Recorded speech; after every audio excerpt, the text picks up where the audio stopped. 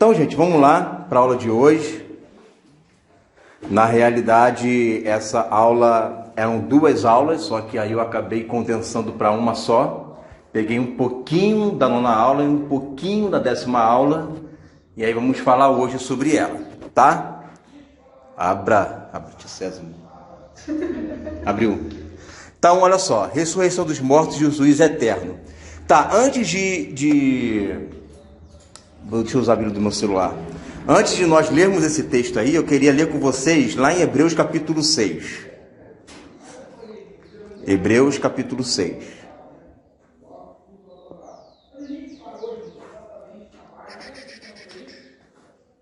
Lá no finalzinho, Hebreus capítulo 6. Certo? HB, Hebreus. Posso ler? Tá, diz assim, ó. Por isso, deixando os rudimentos da doutrina de Cristo, prossigamos até a perfeição, a maturidade. Já expliquei sobre isso, né? Perfeição, maturidade. Não lançando de novo o fundamento do arrependimento de obras mortas e de fé em Deus e da doutrina dos batismos. Vê que é no plural, né? Batismo, existe mais de um batismo, não na água, mas é que tem outros tipos de batismo espirituais. E da imposição das mãos. Nós não lemos sobre isso, nós temos que ter falado sobre isso daí, mas eu não dei aula de autoridade espiritual, que deu foi ler, né? E da ressurreição dos mortos e do juízo eterno. Então, veja bem, o que são rudimentos? São as principais coisas que a pessoa aprende logo assim que ela nasce de novo. É só você ler o versículo 14 de Hebreus capítulo 5, que é o contexto ali. Aí ele vai criticando ali o pessoal que não estava maduro. E aí ele fala, pô, tem que ficar lançando de novo leite para vocês, cara. Aí ele vai falar, não temos que lançar o leite de novo, você tem que prosseguir até a maturidade, até a perfeição, ó. Vamos deixar isso daí de lado. O que é para deixar de lado? Né? Fé, arrependimento. Não é que você vai deixar de ter fé e deixar de se arrepender, porque são assuntos que já tem que estar arraigados, alicerçados no seu coração. Não precisa ficar nego te ensinando o que é arrependimento. Aí fala arrependimento, fé, imposição de mãos, batismos, aí entra juízo eterno e ressurreição dos mortos. Então essa aula, ainda que pareça ser difícil por conta do nome dela, na realidade ela não é, porque ela é leite. Então ela é de fácil compreensão, ela não é assim um bicho de 7 cabeças. De qualquer forma, mesmo que fosse difícil, é leite, você tem que ouvir. É obrigado, isso é uma obrigação de todo cristão aprender acerca desse assunto. Agora, vamos lá para o texto, tá? Ressurreição dos mortos e o juízo eterno. A Bíblia diz que a ressurreição dos mortos é a grande esperança de todos que creem em Jesus. No fim dos tempos, os mortos ressuscitarão e os salvos estarão para sempre com o Senhor. Quem é salvo não precisa ter medo da morte, porque sabe que vai ressuscitar para a vida eterna. Filipenses 1:21, ó. Porque para mim o viver é Cristo e o morrer é lucro. Então, quando muitas das vezes nós entramos em assuntos de ressurreição, as pessoas sentem medo. Eu fico tentando entender por que um cristão tem medo desse assunto. Esses dias eu estava falando para uma irmãzinha, vamos falar sobre ressurreição dos mortos. Que é isso? The Walking Dead? Não é The Walking Dead, né? Porque não é morto-vivo, é vivo mesmo. Né? Então não você vê que às vezes as pessoas elas têm medo, mas claro, tem medo do desconhecido, quando na realidade isso é um assunto que já era para todo mundo já estar, né, pelo menos o novo convertido está ciente disso daí, né? Aí ele fala assim, ó, para mim viver é Cristo, agora morrer é ganho. Por quê? Porque eu sei para onde eu vou para um lugar melhor, né? Ó, se não houvesse a ressurreição dos mortos, a nossa fé não teria validade alguma. A nossa fé não é vã por causa da ressurreição. 1 Coríntios 15:14. E se Cristo não ressuscitou, é inútil a nossa pregação, como também é inútil a fé que vocês têm. Nós valorizamos muito, não é para deixar de valorizar, tá? Mas o negócio é que a gente valoriza apenas uma parte, não valorizamos a outra parte. Nós valorizamos muito a morte de Jesus. Sempre fazemos muitas pregações voltadas para Jesus morreu por você, né? Pô, Jesus ele veio à terra por sua causa, ele veio morrer por você. E de fato ele veio para isso mesmo. Isso é o quê? Arrependimento de obras mortas. Né? Jesus veio para que você, ele morrer para você, para que você viesse a ser salvo, se arrepender. É a pregação que nós estamos acostumados a ouvir. Só que Jesus não morreu apenas, Jesus também ressuscitou. Ou seja, Paulo está dizendo o seguinte: se Jesus só morre, não vale nada. Por quê? Porque quem vai crer em um Deus morto? Ninguém, né? Ninguém vai ser mais um Buda da vida, né? Mais um Alá da vida. Alá não, né? O Maomé da vida. Então, acreditar num Deus morto não tem validade nenhuma. Jesus poderia ter pregado tudo que ele pregou, ter ensinado tudo que ele ensinou, ter curado tanta gente que ele curou, mas se não ressuscitou, é o que ele está falando, a nossa fé é inútil, né? Não tem validade nenhuma. Mas o que vai gerar a fé e a certeza é justamente a ressurreição, que foi o que aconteceu com Jesus. Por isso que ele é chamado de o primogênito dentre os mortos. Porque se Jesus ressuscita, e ele ressuscitou, então é a esperança de que todos nós um dia, caso ele não volte antes, né, ao morrermos, um dia iremos ressuscitar também. Porque se não tem ressurreição, qual é a utilidade de eu estar aqui? Poder estar fazendo um monte de outra coisa agora, né? Mas não estou aqui, estou me santificando, estou buscando o Senhor. Para quê se eu não vou ressuscitar? Né? Então, se existe uma ressurreição, existe um julgamento, existe um Deus e existe, né, a aprovação ou a reprovação. Tudo isso daí, tá? A vida na terra é curta, mas a ressurreição dos mortos traz a promessa de uma vida eterna para aqueles que amam Jesus. Jesus e os apóstolos também criam na ressurreição. João 11, 25. Jesus declarou: eu sou a ressurreição e a vida, aquele que crê em mim, ainda que morra, viverá. Então você percebe que Jesus, ele vira e mexe nas pregações dele e vai falar sobre a ressurreição. João capítulo 11, ele fala sobre a ressurreição direto ali, né? Bem, isso demonstra o quê? Demonstra que até nos evangelhos, que parece ser algo mais simplesinho, que na verdade não é, ler pelos evangelhos que é mais fácil. Não é mais fácil. Parece que é, mas não é. Você vai pegar Mateus capítulo 24, vai falar sobre anticristo, grande tribulação, o sexto selo, um monte de coisa, né? Então não é assim tão fácil. João capítulo 11, por exemplo, vai falar sobre ressurreição. Eu ressuscitarei no último dia. Quando é o último dia? Não é fácil o evangelho? Então, o evangelho é fácil quando você fala de amores, de entender a morte de Jesus. Mas tem coisas que Jesus falou que é complicado. Você vai ler Mateus 25, você vai ver lá a parábola das 10 virgens.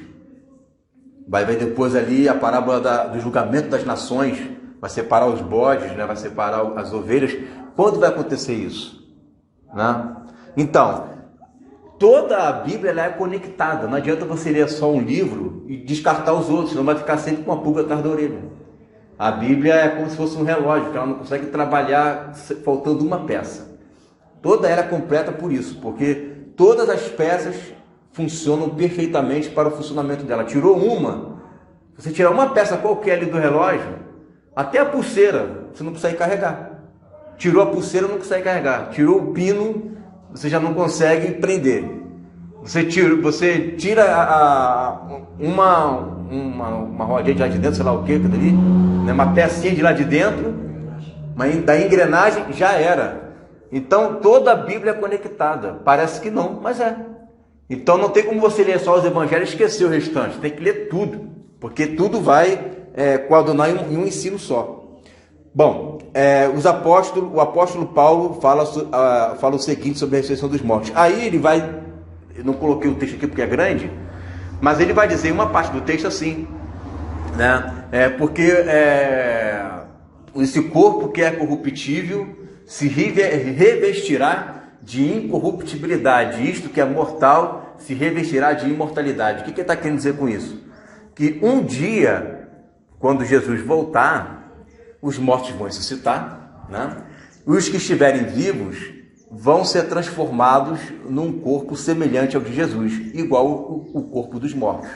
Vão ser a semelhança de Jesus. Isto que é corruptível, isso aqui que envelhece, que fica doente, né, que morre, que se tiver um acidente quebrar já era, né? Esse corpo um dia vai deixar de ser corruptível e vai ser revestido de incorruptibilidade. Ou seja, ele nunca mais vai morrer, nunca mais vai perecer, nunca mais vai pegar doença, para sempre, eternamente, né? Você imagina o que é eternamente? Uma ilustração bem legal é como você pegasse uma grande montanha de pedra, tipo o Pão de Açúcar, e aí a cada 10 mil anos o biquinho, né, um passarinho ia lá e ia fazer assim, ó, tchim, tchim, tchim, e ir embora. Quanto tempo você acha que vai levar para essa montanha se desgastar e ficar uma pedrinha? Né? Então, uma eternidade, isso nunca vai acabar, cara. Então a eternidade é mais ou menos isso, né? Você vai viver para sempre, né? Como chegasse pro Rodrigo, pô, Deus, você se lembra que a gente se conheceu lá na Revo, cara, há 325 milhões de anos atrás, né? Muito maneiro, né? Então, o que é o que Paulo fala, né? Lá em 1 Tessalonicenses capítulo 4, ele fala assim sobre a ressurreição, vai explicando o que é a ressurreição. Ele vai dizendo: consolai-vos uns aos outros com essas palavras. Por quê? Porque é uma palavra que consola as pessoas. Saber que a nossa vida aqui na Terra não é nada. Que é 70, 80 anos frente a uma eternidade? É um piscar de olhos, né? Você sabe que eu gosto muito de ler os livros de Tolkien, né? O Hobbit, o Senhor dos Anéis. Eu me lembro de uma fala do elfo, falando para um anão, né? E falando para o anão assim: a sua vida é apenas um piscar de olhos para um elfo, né? O cara estava velhinho já, né? Ou seja, um elfo vive, né, 200, 300 e poucos anos, né? Mas morre, um dia o elfo morre, mas morre, né, depois de muitos anos. Vida eterna, não, além de você não morrer, você não envelhece. Então você imagina o poderio desse corpo, né? Saber que para todo sempre você nunca mais vai ter nenhuma doença, nunca mais vai morrer, nunca mais vai perecer, nunca mais vai ter doença, vai ficar sempre com Jesus e com a garantia de nunca perder a salvação. Então ser fiel ao Senhor nesse tempo, ser fiel ao Senhor agora, é um desafio, mas a gente tem que olhar a recompensa. Tem que olhar o ganho de tudo isso. A grande vitória que é. E olha uma das características desse corpo, olha que legal. Ó, João 20, 26, 27. Uma semana mais tarde, os seus discípulos estavam outra vez ali, e Tomé com eles. Apesar de estarem trancadas as portas, João foi bem enfático nisso aí, né? Apesar de estarem trancadas as portas, Jesus entrou. O que significa? Que Jesus passou pela porta trancada, né? Pôs-se em meio deles e disse: paz seja com vocês. Ó, pai, o cara passa pela parede de paz. Né? Paz seja com vocês. E Jesus disse a Tomé: coloque o seu dedo aqui, veja as minhas mãos, estenda a mão e coloque no meu lado, pare de duvidar e creia. Então você observa que Jesus ele ressuscitou em um corpo físico mesmo, tanto é que ele pede para tocar no corpo dele, mas é um corpo totalmente com poderes enormes, que ao mesmo tempo que você pode tocar algo físico, ele tem poder para passar pelas paredes. Como é que se explica isso? Uma explicação mais viável é como se fosse um filme do X-Men. É aquele pessoal que consegue passar pelas paredes e ao mesmo tempo você toca nela, né? É tipo um poder de um X-Men. Então, essa é uma característica. Qual é a característica? A característica de alguém que é físico. Olha só mais características desse corpo que é físico, ó. Eles ficaram assustados e com medo, pensando que estavam vendo um espírito. E ele lhes disse: por que vocês estão perturbados e por que se levantam dúvidas em seus corações? Veja as minhas mãos e meus pés, sou eu mesmo, toque-me e veja. Não estava querendo acreditar que era Jesus, né? Um espírito não tem carne nem ossos, como vocês estão vendo que eu tenho. Tendo dito isto, mostrou-lhe as mãos e os pés. E por não crerem ainda, olha só a incredulidade deles, né? E por não crerem ainda, tão cheios estavam de alegria e de espanto, ele lhes perguntou: vocês têm algo aqui para comer? Deram-lhe um pedaço de peixe assado e ele comeu na presença deles. Então você vê que Jesus, ele ao ressuscitar, ele é todo poderoso, ele pode ser transladado, ele pode sair daqui para a constelação de Andrômeda em um piscar de olhos. Pô, a constelação de Andrômeda está a 200 mil anos-luz de distância da Terra. É como se eu andasse na velocidade da luz, 300 mil km por segundo, 8 voltas na Terra em um segundo, e mesmo assim vai demorar 200 mil anos para chegar em Andrômeda. Né? Jesus pode fazer assim, ó, chega lá, é o corpo que ele tem, nenhuma lei da física está sujeita a ele, mas ao mesmo tempo ele pode se materializar. E na verdade ele tem um corpo físico, ele tem os ossos dele, tem lá a tripa, o coração, tudo está batendo lá nele. Por que isso? Ele não é Deus? Ele é, mas só que se Deus se fez homem. E essa é a condição que vai ficar para sempre marcado na vida dele por nossa causa. Então ele é homem. Só que esse homem ele tem poder, ó, de passar pelas paredes, de subir, né, numa nuvem, e até comer. Ele sente fome. Ele estava com fome. Já viu um corpo glorificado com fome? Ele estava com fome, né? Ele queria algo para comer. Na verdade, toda pessoa quando ressuscita na Bíblia quer comer alguma coisa, né? Você imagina Abel, 4.000 anos lá morto sem comer nada. Ele está cheio de fome quando ressuscitar. Porque na verdade, quando o corpo volta à vida, o corpo sente a necessidade. A alma não sente fome, né? Claro. Mas quando volta ao corpo, o corpo sente a necessidade de comer, né? Abel, quando voltar ao corpo, vai comer um maior tempão, deixa ele comer sozinho. Mas aí o interessante, gente, é que a ressurreição, ela tem dois momentos que acontecem, tá? A primeira ressurreição, ela acontece na vinda de Jesus. Jesus vem, acontece a primeira ressurreição. Quem ressuscita na primeira ressurreição são os que são de Cristo. Os que receberam Jesus como Senhor, ou os apóstolos, os profetas, o pessoal lá do Antigo Testamento, aquela galerinha toda lá. Eles ressuscitam na primeira ressurreição, tá? Aí tem o reino de 1000 anos, papapá. Passou-se esse período, vem a segunda ressurreição. Esta segunda ressurreição não é para gente, porque nós já ressuscitamos, né? Nós já estamos glorificados, já recebemos os galardões que tinha que receber, já reinamos 1000 anos com Jesus, mas haverá uma segunda ressurreição. Essa segunda ressurreição é para quem? Para todos aqueles que não receberam Jesus como Senhor, para as crianças abortadas, para pessoas que têm problemas mentais, para os índios, pessoas que nunca ouviram do Evangelho, os aborígenes, né, os astecas, os esquimós. Não, eu vou chegar lá, a gente vai falar sobre isso daqui a pouco, né? Agora é só a questão das duas ressurreições, né? Então tem essa primeira ressurreição, né, que é para a igreja, correto?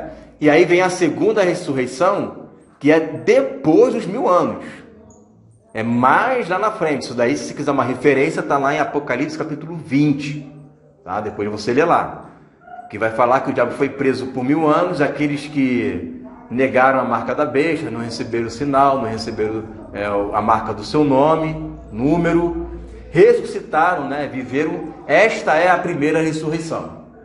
Aí ressuscitaram.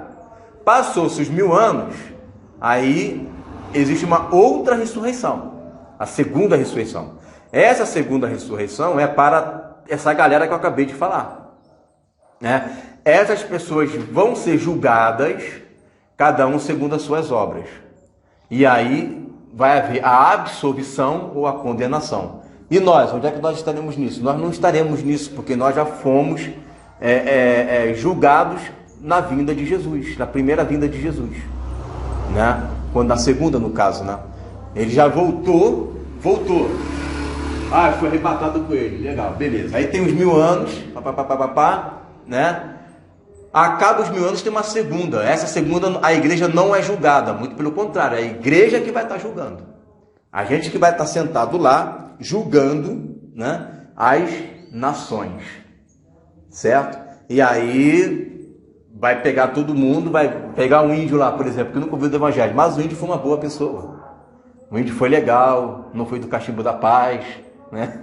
O índio foi maneiro. E aí o índio vai ser salvo. Ah, mas ele não recebeu Jesus, que culpa ele tem? Foi Jesus que quis que ele nascesse lá naquela época, né? Para não ouvir a palavra. Então, esse pessoal todinho, esses bilhões de pessoas, milhões de crianças abortadas, milhões de pessoas com problemas mentais, eles vão ressuscitar na segunda ressurreição. E os que já estão mortos sem Jesus? Eles ressuscitaram na primeira ou na segunda? Na segunda. A primeira é só para a igreja. Paulo fala bem claro, a primeira ressurreição são dos que são de Cristo. Quem são os de Cristo? A gente vai ver nos textos a seguir, né? Então, a primeira ressurreição é de toda a igreja. Essa é a primeira ressurreição. Aí tem uma segunda. Aí a segunda ressurreição, você vai ler, eu não estou com o texto aqui porque eu tive que condensar, né? A segunda ressurreição, ela tem ali, apresenta-se ali 2 tipos de livro. Você lê depois lá em Apocalipse capítulo 20, tá? Vamos ver lá, livros no plural, que são os livros das obras, e você vai ver um livro no singular, que é o livro da vida. E diz que os mortos foram julgados segundo estava escrito nos livros, no plural. E aquele que não tinha o seu nome achado no livro da vida foi lançado no lago de fogo e enxofre. O que eu entendo sobre isso daí?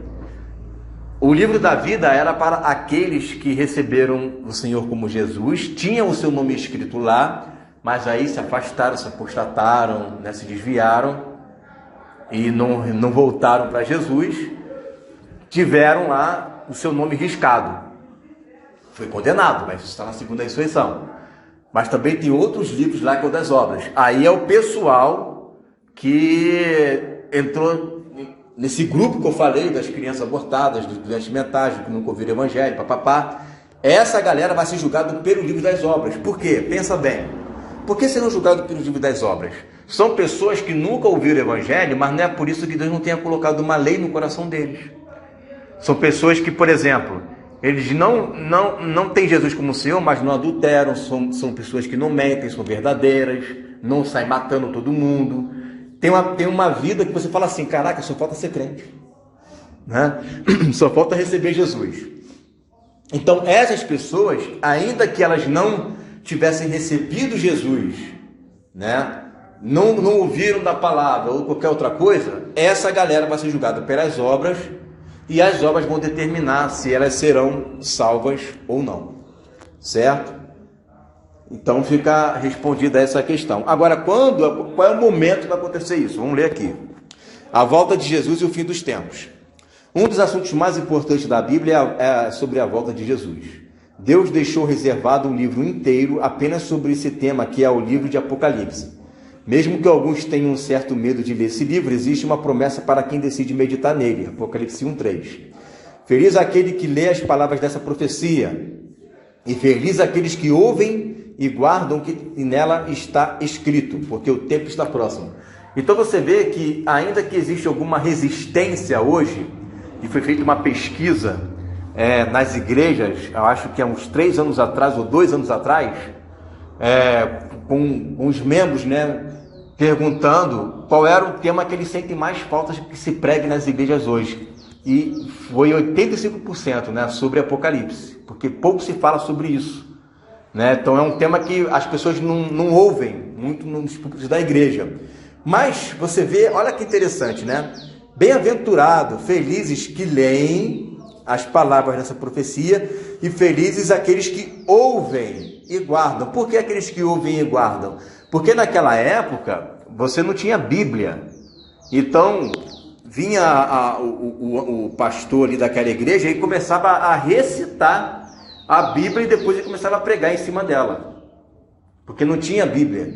E aí, feliz aquele que ouve, por quê? Porque tem alguém ali na frente lendo o Apocalipse para aqueles que estão ouvindo. E aqueles que ouvem têm que guardar o que está se ouvindo. Então, hoje nós mais lemos que ouvimos.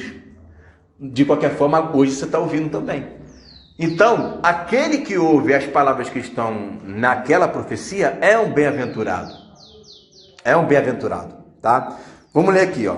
O livro de Apocalipse é um livro que dos 406 versículos, 278 são repetições do Pentateuco. O que é o Pentateuco, gente? São os 5 primeiros livros da Bíblia, né? De Gênesis a Deuteronômio, tá? São os 5 primeiros. Então, aí tem o Pentateuco.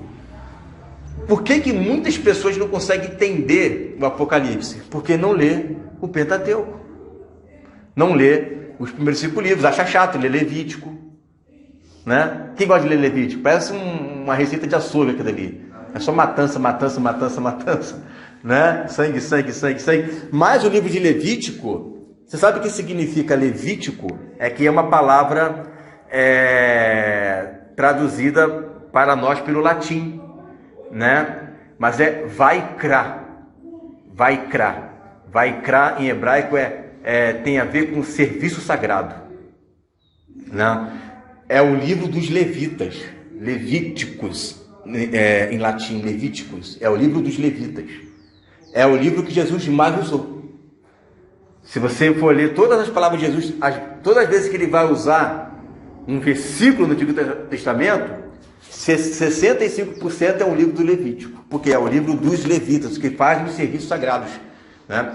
E aí você vai ler o Apocalipse, você vai ver ali Jesus, né, vestido com uma roupa sacerdotal. Como é que eu sei que ele está vestido com roupa sacerdotal? É só você ler Levítico.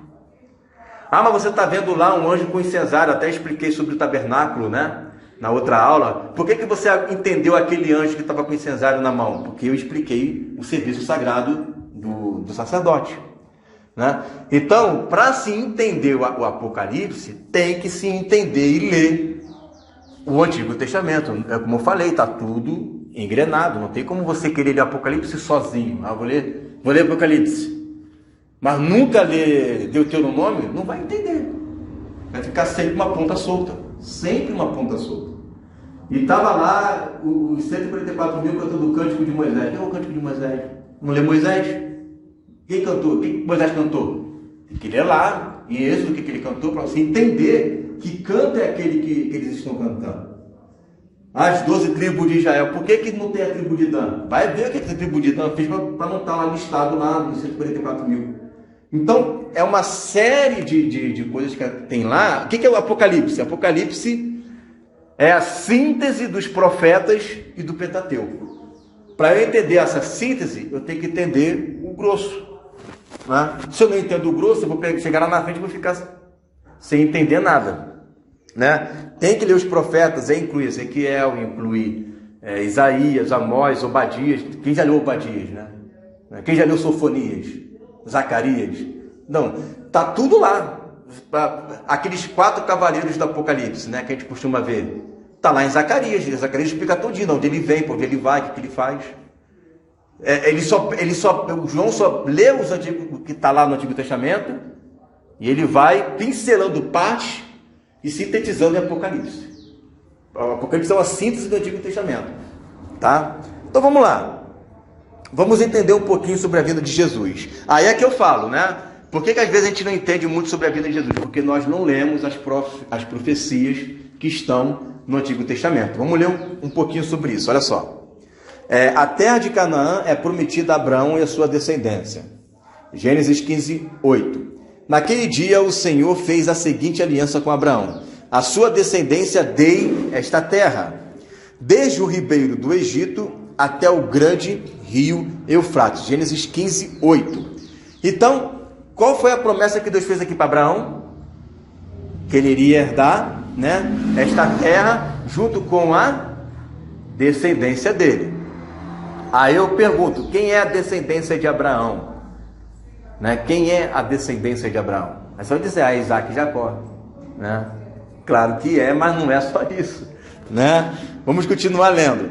Permaneça nesta terra mais um pouco, eu estarei com você e o abençoarei, porque a você e a sua descendência darei todas estas terras, e confirmarei o juramento que fiz a seu pai Abraão. Então ele está falando agora aqui com Isaac. Ele fez uma promessa para Abraão, prometeu a Abraão que iria herdar a terra a ele, a descendência dele. Depois ele volta novamente agora para Isaac, promete também a Isaac, né? Fala que a descendência também de Isaac iria herdar a terra. Mais na frente ele volta para Jacó, faz a promessa também para Jacó e fala que a descendência ia herdar também a terra e que ele iria cumprir o juramento que ele fez com os pais dele, que no caso seriam Abraão e Isaac, tá? Agora, quando que isso aconteceu? Aconteceu? Não aconteceu? Vamos ler. Nem Abraão e seus filhos herdaram a terra. Isso porque a promessa era para herdar para sempre, não apenas por um instante. Por isso Estevão disse que ninguém herdou nem um espaço de pé. Atos 7,5. Deus não lhe deu nenhuma herança aqui, nem mesmo o espaço de um pé. mas lhe prometeu que ele e depois dele a sua descendência possuiriam a terra, embora naquele tempo Abraão não tivesse filhos.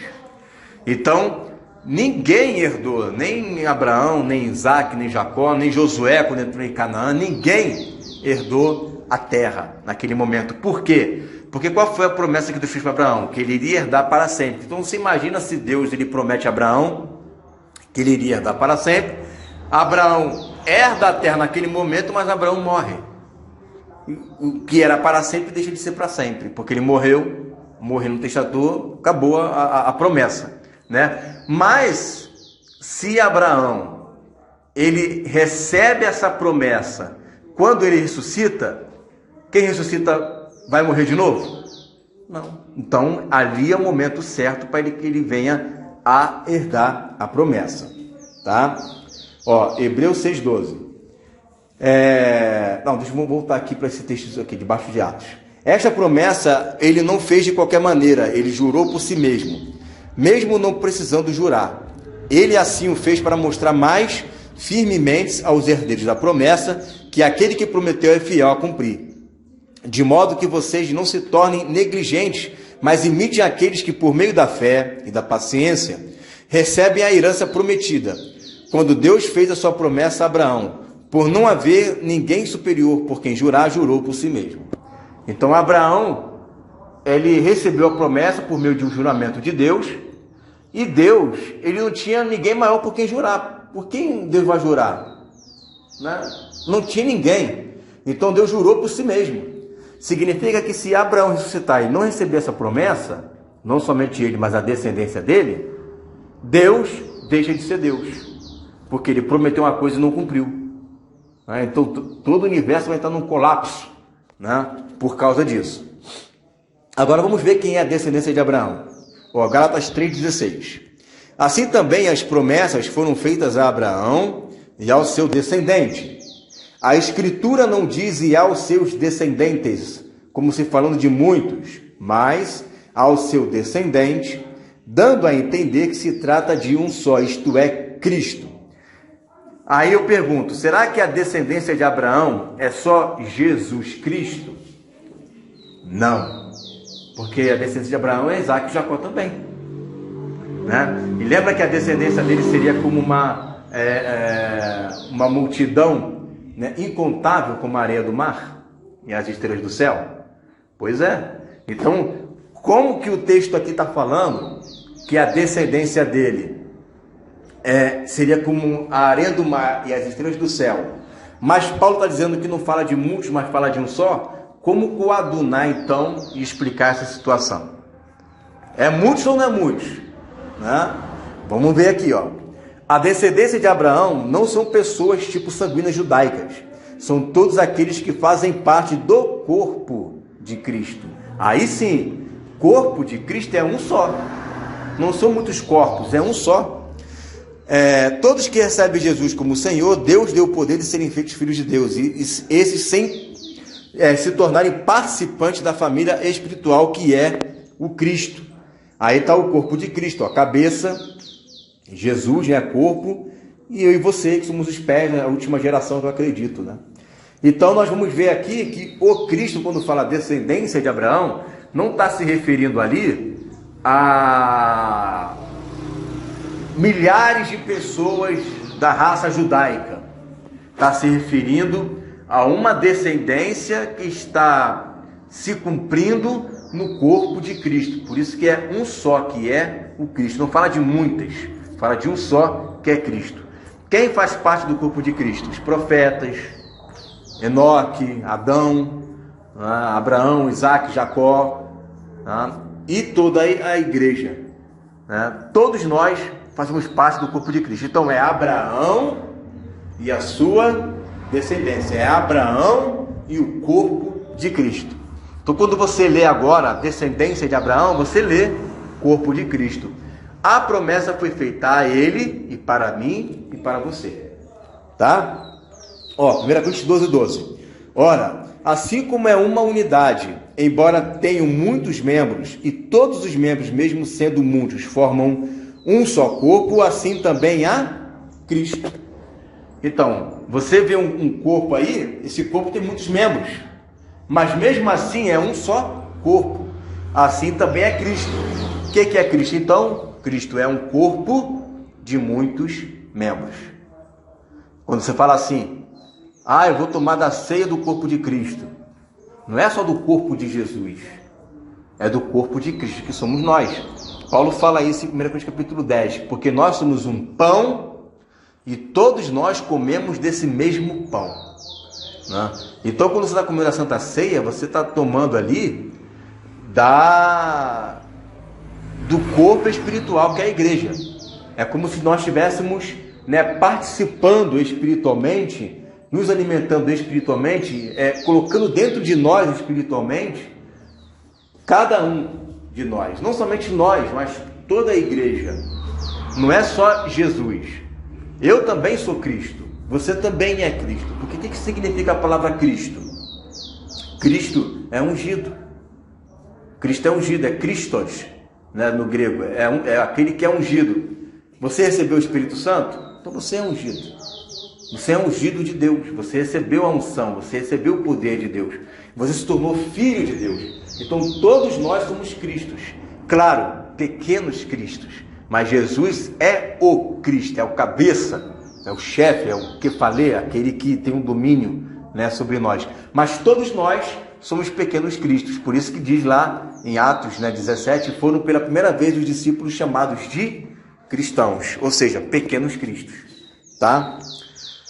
Bom, e se vocês são de Cristo, são descendência de Abraão e herdeiros segundo a promessa. Agora eu estou entendendo. Qual foi a promessa? Herdeiro segundo a promessa. Aí eu tenho que ler o Antigo Testamento para entender qual é a promessa. Agora eu sei qual é a promessa. É só ler a promessa que Deus fez para Abraão. A lei não pode abolir a promessa, pois ela é antes da lei, e foi feita pela fé a Abraão e a sua descendência. Quero dizer isto: a lei que veio 430 anos depois não anula a aliança previamente estabelecida por Deus, de modo que venha a invalidar a promessa. Pois se a herança depende da lei, já não depende da promessa. Deus, porém, concedeu-a gratuitamente a Abraão mediante promessa. O que está querendo dizer esse texto? Não, isso aí é no tempo da lei. Não é no tempo da lei. Isso aí veio 430 anos antes da lei. Significa que quando foi feita a promessa a Abraão, Abraão creu e isso lhe foi imputado por justiça. Deus não tem como voltar atrás. O povo de Israel pecou, então validou a lei. Não, Abraão, o que Abraão tem a ver com isso? Abraão creu. O que Isaac tem a ver com isso? O que Jacó tem a ver com isso? O restante pecou, eles que não herdem, né? Agora eu quero herdar, a promessa feita para mim e a descendência. Se no meio da descendência tem um monte de infiel, o problema é do infiel. Eu não vou invalidar a promessa por causa daquela galera. Então Deus fez a promessa a Abraão e essa promessa é imutável.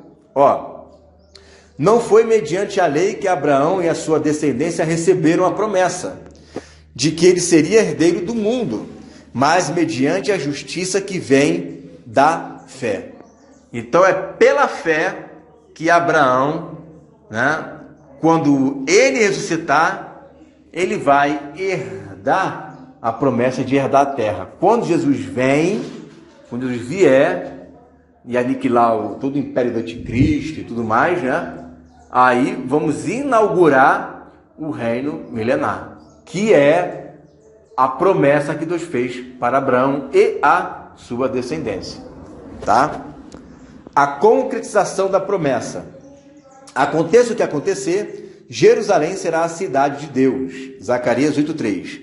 Assim diz o Senhor: estou voltando para Sião e habitarei em Jerusalém. Então Jerusalém será chamada a cidade da verdade, e o monte do Senhor dos exércitos será chamado monte sagrado. Bom, por que diz estou voltando para Sião? Em algum momento Deus esteve lá. Jesus já esteve aqui em Jerusalém, mas ele está voltando para Jerusalém, E quando ele voltar, a cidade de Jerusalém será chamada, um monte sagrado. Por quê? Porque Jerusalém é uma cidade edificada sobre um monte, que é o Monte Sião. Então você vê lá o Monte Sião, que é tipo um platô assim, Ele vai subindo, subindo, subindo, e lá em cima é reto. Aí lá em cima tem o Monte Sião, lá em cima tem Jerusalém. Então a Jerusalém, ela é edificada sobre um monte, por isso que ele fala, vou voltar para Jerusalém, voltar para Sião, porque o Monte Sião, em cima dele tem Jerusalém. Porém, no tempo do fim, Jerusalém será cercada de exércitos e devastada, Lucas 21, 20. Quando virem Jerusalém rodeada de exércitos, vocês saberão que sua devastação está próxima. O que é isso? Isso aí já é a grande tribulação. Tá? Então, um dos sinais da grande tribulação é o saqueamento, a destruição de Jerusalém, de novo. Tá? Então, Jerusalém será sitiada por exércitos islâmicos, eles têm uma gana de querer acabar com Israel de qualquer jeito. Então, eles vão lá, vão sitiar, vão dominar e vão começar a penetrar, até cercar tudinho. Quando estiver pronto para acabar com, sei lá, o último judeu, é só uma hipérbole no caso, vai ter mais gente, Quando tiver para acabar com o último, aí Jesus vem. Porque não vai deixar, ainda tem um remanescente. Jesus vai salvar um remanescente, os que sobrarem. Não tem como acabar com todos os judeus, porque Deus ainda tem uma promessa com eles. Tá? E aí, quando estiverem pronto para acontecer, aí Jesus vem. Por isso que fala assim, quando vocês verem sitiada de exército, você já sabe que eu já estou voltando. O texto seguinte fala isso, no versículo 21, que não está aí na apostila. A vossa redenção está próxima. O que é a redenção? A redenção é a libertação do nosso corpo, que Paulo fala, lá em Romanos capítulo 8. Então, esta redenção é justamente a libertação, a nossa glorificação. Vocês estão vendo Jerusalém sitiada de exército? Está vendo que está quase acabando, está quase aniquilando? Fiquem alegres, porque eu já estou voltando. É isso que ele está falando. Uma grande tribulação virá sobre a cidade como nunca houve. Mateus 24, 21. Porque haverá então grande tribulação como nunca houve desde o princípio do mundo até agora, nem jamais haverá. Então você veja, por exemplo, no ano 70, quando teve a queda do templo de Jerusalém, com a invasão dos muçulmanos, não havia muçulmano na época, dos ismaelitas e também de Roma, com o general Tito, quando houve aquela destruição do templo lá no ano 70, houveram aproximadamente 100 mil mortes ali, 100 mil. Na Segunda Guerra Mundial, com o nazismo, houve uma matança de 6 milhões de judeus. Agora você imagina essa agora. Nós temos hoje lá aproximadamente 8 milhões de judeus só em Israel.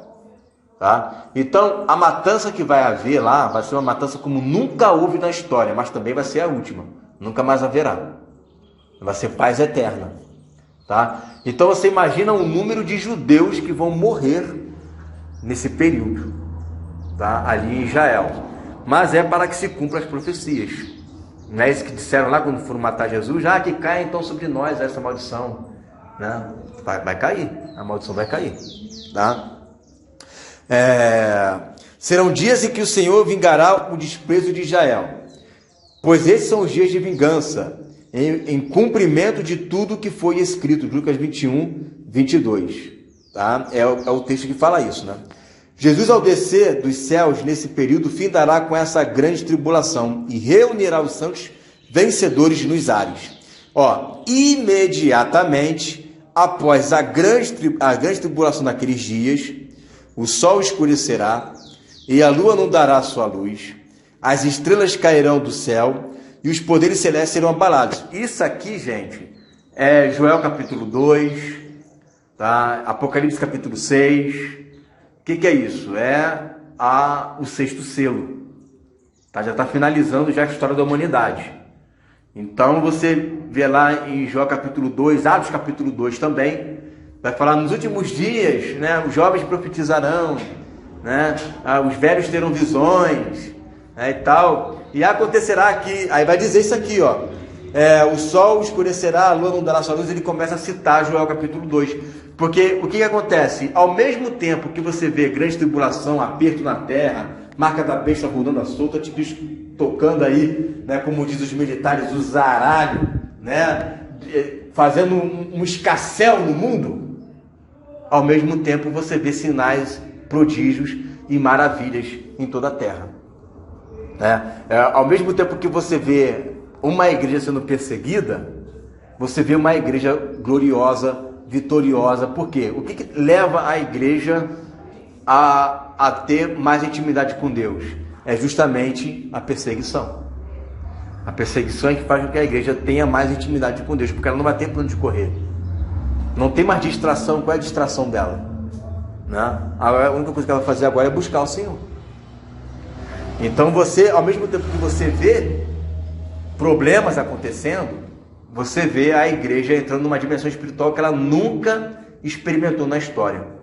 Nem os apóstolos experimentaram isso, que é o que a gente chama de o último avivamento. São dois tipos de chuvas em Israel. A primeira chuva acontece na festa de Pentecostes, que é a chuva temporã. Essa chuva já aconteceu lá em Pentecostes, que foi o primeiro avivamento, que a igreja ela vivenciou tudo aquilo dali que você viu em Atos, Mas está para acontecer uma terceira chuva, uma segunda chuva, Essa segunda chuva, ela ocorre justamente na festa dos tabernáculos, que é a última chuva, que é para ter a grande colheita, que é a festa dos tabernáculos, que é a chuva serôdia, é chamada de chuva serôdia, Então, a chuva temporã, que é para a primeira colheita, ela serve para amadurecer a terra também, melhor dizendo, ela serve para fazer essa colheita, mas ela pega apenas os primeiros frutos. Apenas os primeiros frutos. Vai ali, você vai fazer uma colheita, mas você não pega o todo, você pega uma parte, que é chamado o quê? Primícia. Lembra das primícias? São apenas uma parte? Pois é, o que Paulo fala em Romanos capítulo 8? Nós temos as primícias do Espírito, partes do Espírito. Ainda que ele está todo dentro de mim, eu só manifesto partes dele. Então tudo que você viu em Atos dos Apóstolos é apenas as primícias do Espírito. Só primícia. Quando a chuva serúdia vier, não vai ser primícia, vai ser a plenitude, vai ser o todo. Aí é quando Jesus falou que aquele que crê em mim farão as mesmas obras que eu fiz e maiores ainda farão. Então você imagina a dimensão que a igreja vai estar vivendo nesses tempos. Agora preste atenção, o texto de Atos 2 fala bem claro que nos últimos dias haveria os vossos servos, o Espírito seria derramado em toda a carne. O que é isso? Pentecoste, dias de hoje. Qualquer pessoa que se arrepender, e receber Jesus como Senhor, ele recebe o Espírito Santo. Agora, a segunda leva não é toda a carne, diz para os servos, ou seja, para aquele que realmente está buscando. Não vai vir assim de mão beijada, vai vir para quem buscar realmente, para quem se entregar. É como se fosse um prêmio, para aquela pessoa, Aí vamos continuar, Então aparecerá no céu o sinal do Filho do Homem, e todas as nações da terra se lamentarão e verão o Filho do Homem vindo nas nuvens do céu com poder e grande glória.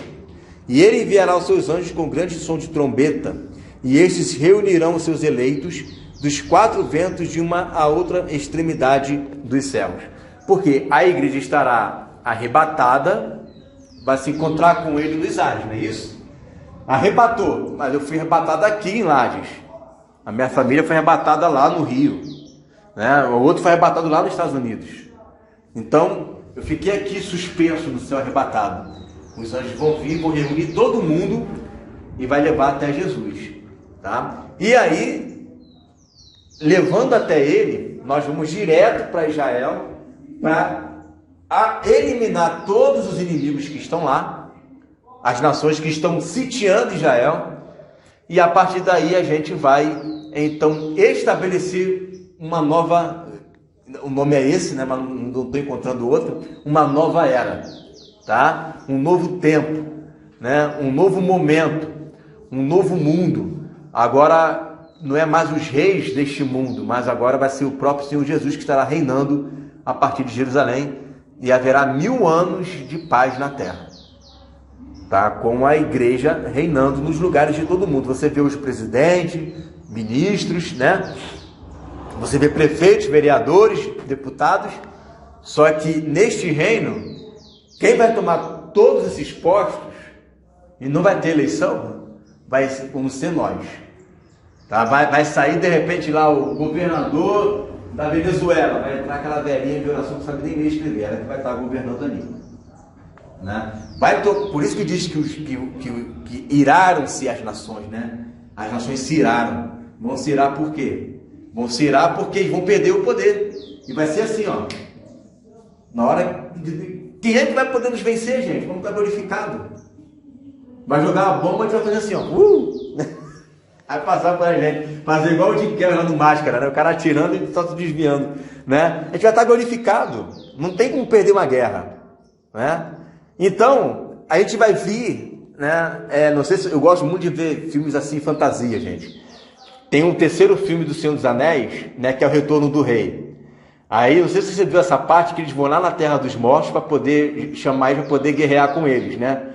Quando eles vão na Terra dos Mortos, é muito fácil, porque os caras o pessoal atira neles e não acontece nada. Mas eles vão lá e matam todo mundo. Então é muito legal a filmagem, porque aparece eles vindo de baixo para cima e toma todo o castelo e com eles não acontece nada. E por onde eles vão passando, né? O pessoal está vivo em cima e por onde passa o pessoal está morto embaixo.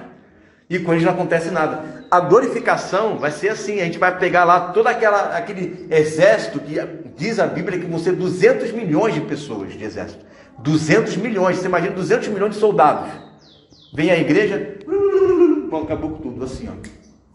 Rápido, né? E isso vai acontecer em toda a terra, né? A gente vai tomando tudo, e aí vai ser estabelecido o reino de Deus. Aí é que diz que esse é o grande dia do Senhor, né? Você deve ter ouvido essa expressão, dia do Senhor. Esse é o dia do Senhor, né? É o grande e terrível dia do Senhor para os ímpios, mas grande e glorioso para nós, né? Que é quando ele vem, arrebata a igreja, encontramos com ele nos ares, encontrou? Legal, agora vem reinar Jesus. Mas para reinar tem que tirar primeiro os inimigos. Tirou os inimigos, estabelece a igreja, cada um vai receber uma autoridade, porque é galardão. Tem gente que vai governar sobre 10 cidades, outros sobre 5, 4, 3, 2, 1, né?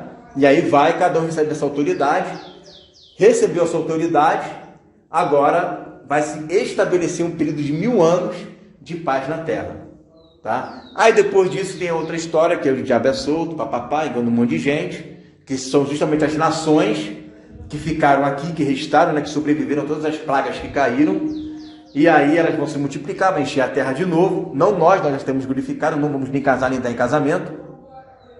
E essas pessoas, o diabo vai conseguir ganhar uma boa parte dela. E ele vai querer invadir de novo Jerusalém. Só que dessa vez não vai ter guerra, né? Quando eles chegarem perto, Deus vai lá e vai eliminar todo mundo de uma vez só. E aí acaba a história, né, da humanidade no aspecto de nascer, de casar e tudo mais, né? Tem um juízo que aí é quando tem a segunda ressurreição. Essa segunda ressurreição vão ressuscitar todo mundo de Adão até o último do reino milenar.